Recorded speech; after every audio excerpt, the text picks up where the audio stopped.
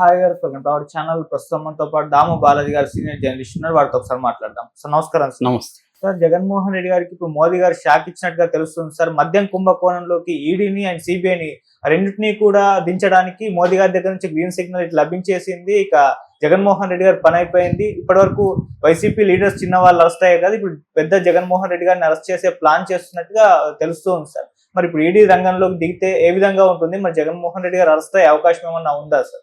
ఇప్పుడు గత కొన్ని రోజుల నుంచి అంటే 3-4 రోజుల నుంచి అయితే ఒక సీరియస్ విషయం రంగంలోకి దిగినట్టుగా మనకు అర్థమవుతుంది.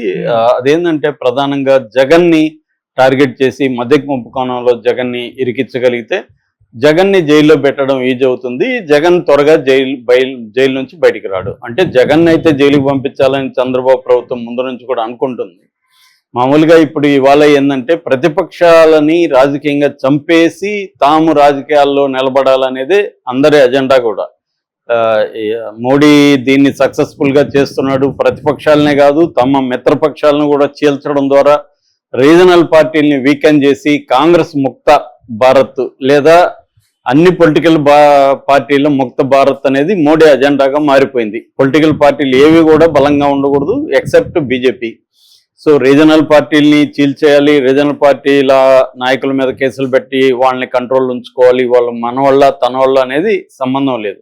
మనవాళ్ళు అయితే కొన్ని కేసులు పెట్టి వాళ్ళని అరెస్టులు చేయకుండా భయంలో ఉంచుకోవడం, పరాయి వాళ్ళు మనకు అపోజిషన్ వాళ్ళు అయితే కేసులు పెట్టి వాళ్ళని జైళ్ళల్లో పడేయడం, ఇది మోడీ స్ట్రాటజీ గత కొంతకాలంగా జరుగుతుంది. గతంలో ఇందిరాగాంధీ కూడా ఇన్వెస్టిగేటివ్ ఏజెన్సీలని ముఖ్యంగా సిబిఐని వాచ్ డాగ్ లాగా ఇందిరాగాంధీ వాడుకుందన్న విమర్శలు ఉన్నాయి. కానీ మోడీ దాన్ని సిస్టమేటిక్ గా తీసుకెళ్లాడు. మన పార్లమెంట్ లో కూడా ఆర్థిక శాఖ సహాయ మంత్రి ప్రకటించిన దాని ప్రకారం 10 ఏళ్లలో ఒక ఈడీని 193 కేసులు పెడితే అందులో ఓన్లీ 2 కేసుల్లోనే కన్విక్షన్ వచ్చిందని సాక్షాత్తు ఆర్థిక శాఖ మంత్రి లోక్సభలో చెప్పడం అంటే దాన్ని బట్టి అర్థమవుతుంది ఈడీ పెట్టిన కేసుల్లో ఓన్లీ 1% మాత్రం కన్విక్షన్ రేట్ ఉంది.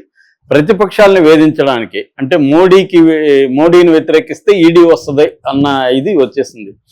ఎందుకు సిబిఐ కానీ ఈడీ కానీ రంగంలో దిగితే భయపడే పరిస్థితి ఎందుకు వచ్చిందంటే మొదటి చట్టాలు అలా ఉన్నాయి. పిఎంఎల్ఏ, దీని గురించి నేను చాలాసార్లు చెప్పాను. పిఎంఎల్ఏ చట్టం, ప్రివెన్షన్ ఆఫ్ మనీ లాండరింగ్, ఈ మనీ లాండరింగ్ చట్టాన్ని రావడం అనేది జనాల్లో భయభ్రాంతం అయింది. ఎందుకంటే మనీ లాండరింగ్ చట్టంగానే ఎవరికైనా అప్లై చేస్తే, మనీ లాండరింగ్ అంటే దాంట్లోనే ఉంది అర్థం మనీని క్లీన్ చేయడం, లాండరింగ్ అంటే క్లీన్ చేయడం, అంటే డర్టీ మనీని క్లీన్ మనీగా మార్చడమే మనీ లాండరింగ్. ఈ మనీ లాండరింగ్ ని అపోజ్ చేస్తూ ఈ చట్టం వచ్చింది. ఈ చట్టంలో రిగరస్ గా ఉంటుంది. దీంట్లో బెయిల్ మామూలు కేసుల్లో అయితే బెయిల్ ఇద్ద రూల్, జైలు ఇద్ద ఎక్సెప్షన్ ఉంటుంది. కానీ మనీ లాండరింగ్ పిఎంఎల్ఏ చట్టంలో అలా ఉండదు. పిఎంఎల్ఏ చట్టంలో బెయిల్ ఇవ్వడం అనేది మామూలుగా చాలా కష్టం. కింది కోర్టులు అసలు ఇవ్వవు, సుప్రీంకోర్టుకి వెళ్ళాలి. సుప్రీంకోర్టు కూడా 2 ట్విన్ కండిషన్స్ అంటారు. ఆ ట్విన్ కండిషన్స్ నెరవేరితే కానీ బెయిల్ రాదు. అంటే ఈ వ్యక్తి నేరం చేయలేదని నమ్మాలి, ఈ వ్యక్తి బయటకు వెళ్తే మళ్ళీ నేరం చేయరని నమ్మాలి. దట్ ఈస్ అది నమ్మడం అంటే పైగా ఈ వ్యక్తి ప్రూవ్ చేయాలి. నిందితుడే నేను నేరం చేయలేదని ప్రూవ్ చేయాలి. బర్డన్ ఆఫ్ ద ప్రూఫ్ అంటారు. ఈ బర్డన్ ఆఫ్ ద ప్రూఫ్ అనేది మామూలుగా అయితే ఇన్వెస్టిగేటివ్ ఏజెన్సీల మీద ఉంటుంది. ఫర్ ఎగ్జాంపుల్ నేను హత్య చేశానని నా మీద కేసు పెడితే నేను హత్య చేసినట్టు ఇన్వెస్టిగేటివ్ ఏజెన్సీ నిరూపించాలి. నేను నిరూపించుకోవాల్సిన అవసరం లేదు. నేను హత్య చేయలేదని నేను నిరూపించుకోవాల్సిన అవసరం లేదు. ఇన్వెస్టిగేటివ్ ఏజెన్సీ నిరూపించాలి. కానీ ఆర్థిక నేరాలు పిఎంఎల్ఏ చట్టం కానీ పెడితే నేనే నిరూపించుకోవాలి. నేను ఈ నేరం చేయలేదు, ఈ స్కామ్ లో నాకు డబ్బులు రాలేదని నేనే నిరూపించుకోవాలి బెయిల్ టైంలో. ఎట్లా సాధ్యమవుతుంది అది? కాబట్టి బెయిల్ ఈజీగా రాదు. అందుకని మనం చూస్తే ఢిల్లీ లిక్కర్ స్కామ్ లో చూస్తే ప్రధానంగా ఎవరికి కూడా 6 నెలల లోపల బెయిల్ వచ్చిన దాఖలాలు లేవు. 1 year పైన ఉన్నారు. సో ఇక్కడ మన కవితను కూడా చూసాం. కవిత 5 నెలలు దాటింది, ఆమె కూడా జైల్లో ఉన్నింది. సుప్రీంకోర్టు చివరికి బెయిల్ ఇచ్చింది. సో అది కూడా బెయిల్ వెనక కూడా మోడీతో బీఆర్ఎస్ నాయకులు కాంప్రమైజ్ అయ్యారని సాక్షాత్తు రేవంత్ రెడ్డి కూడా ఆరోపించాడు. సో ఏదేమైనా బెయిల్ అనేది అంత ఈజీ అయితే కాదు.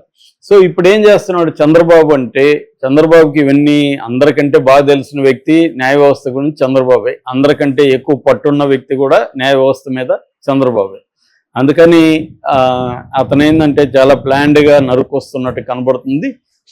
అంతకు ముందే ఎలక్షన్లకు ముందే పురంధేశ్వరి మద్యం కుంభకోణంలో ఎవ్రీ ఇయర్ 25,000 కోట్లు జగన్ తినేశాడు, 5 ఏళ్లలో 1,00,000 కోట్ల వరకు జగన్ తినేశాడని ఆ ఫైల్స్ని నీట్గా సబ్మిట్ చేసింది అమిత్ షా దగ్గర. సో అవన్నీ అమిత్ షా దగ్గర ఉన్నాయి. తర్వాత ఏం చేశాడు చంద్రబాబు రాగానే దీని మీద సిఐడికి ఇచ్చాడు, సిఐడి విచారణ చేస్తుంది. సిఐడి సరిగా చేయలేదని మళ్ళీ సిట్ వేశాడు. ఇప్పుడు ఏం చేస్తున్నారు, సిట్ సరిపోదు, ఎందుకంటే సిట్ కేసులు సిఐడి కేసుల్లో బెయిల్ ఈజీగా వచ్చేసే అవకాశం ఉంది. ఈవెన్ చంద్రబాబు కూడా మనకి ఎన్ని రోజుల్లో బెయిల్ వచ్చి 53 రోజుల్లో ఆయనకు బెయిల్ వచ్చేసింది. జగన్ కూడా మ్యాక్సిమం 1-2 months జగన్ కూడా బెయిల్ వస్తుంది. 1-2 months జగన్ బయటకు వస్తే ఏం ఉపయోగం? మినిమం ఒక 1 year 2 years జగన్ని జైల్లో పెట్టాలి.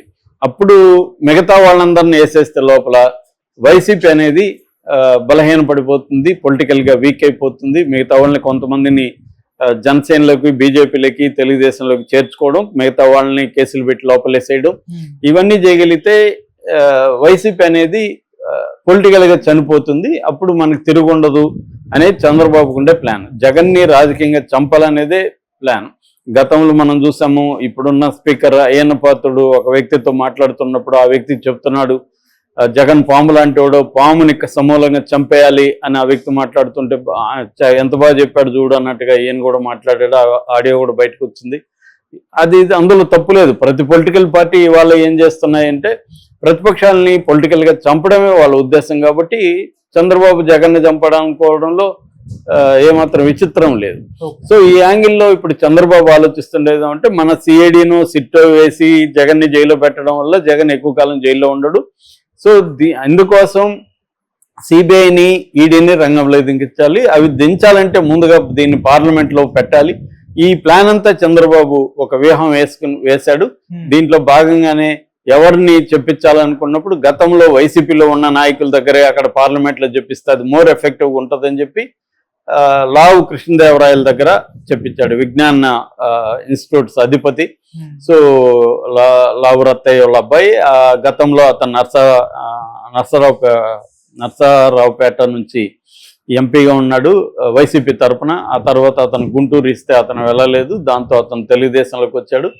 సో అతనికి ఇప్పుడు అతని ద్వారా మొన్న పార్లమెంట్లో చెప్పించారు, జగన్ మొత్తం 18,000 కోట్లు అక్రమాలు జరిగాయి, అందులో 4,000 కోట్లు దుబాయ్కి, ఆఫ్రికాకి వెళ్ళాయి, ఒక బెనామీ సునీల్ రెడ్డి అనే బెనామీ ద్వారా వెళ్ళాయి. ఇందులో 2 ఎంపీలు కూడా ఉన్నారు, మిథున్ రెడ్డి, విజయసాయి రెడ్డి కూడా. అట్లాగే కొన్ని బెనామీ కంపెనీలను పెట్టించి జగనే ఇవన్నీ చేశాడు అనేది ఆయన కూలంకషంగా అక్కడ చెప్పాడు.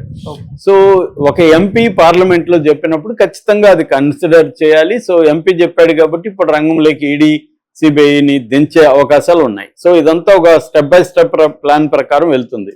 సో ఇప్పుడు ఈడీ, సిబిఐ రంగంలో దిగితే ఖచ్చితంగా దీన్ని ముందుగా మిథున్ రెడ్డి లాంటి వాళ్ళని అరెస్ట్ చేసే అవకాశం ఉంది. ఆల్రెడీ మిథున్ రెడ్డికి సిఐడి నుంచి ఇది ఉంది. మిథున్ రెడ్డి మొన్న కోర్టు నుంచి కొంత ఏప్రిల్ 1st week వరకు అరెస్ట్ చేయొద్దని ఇది కూడా ఆదేశాలు తెచ్చుకున్నాడు. కానీ ఈడీ, సిబిఐ రంగంలో దిగితే మాత్రం వీళ్ళు పిఎంఎల్ఏ చట్టంగానే అప్లై చేస్తే మాత్రం వాళ్ళు అసలు ఏ కోర్టు పర్మిషన్ అవసరం లేదు, వాళ్ళకి అరెస్టులు చేసేయగలరు. చేసేసిన తర్వాత కూడా బెయిల్ రావు, కింది కోర్టులు అసలు ఇవ్వవు. వీళ్ళు కింది కోర్టుల నుంచి ప్రారంభించాలి. ఒక్కసారిగా సుప్రీంకోర్టుకి వీళ్ళు వెళ్ళలేరు, వెళ్తే కింది కోర్టుకి అంటుంది. కింది కోర్టులో వీళ్ళకి అనుకూలం పిఎంఎల్ఏ కోర్టులు, స్పెషల్ కోర్టులు ఈడీకి అనుకూలంగా ఉంటాయి కాబట్టి బెయిల్ రావు. మళ్ళీ హైకోర్టుకి వెళ్ళాలి, హైకోర్టు కూడా ఆల్మోస్ట్ బెయిల్ ఇవ్వదు. సో సుప్రీంకోర్టుకి వెళ్ళాలి, సుప్రీంకోర్టులో ఆల్రెడీ 55,000 నుంచి 60,000 కేసులు పెండింగ్లో ఉన్నాయి కాబట్టి ఈ కేసు త్వరగా రాదు. సో ఇవన్నీ గడిచేసరికి మినిమం 6 నెలల నుంచి 1 year అయ్యే అవకాశం ఉంది. ఈ లోపల ఇంకొక వేరే కేసు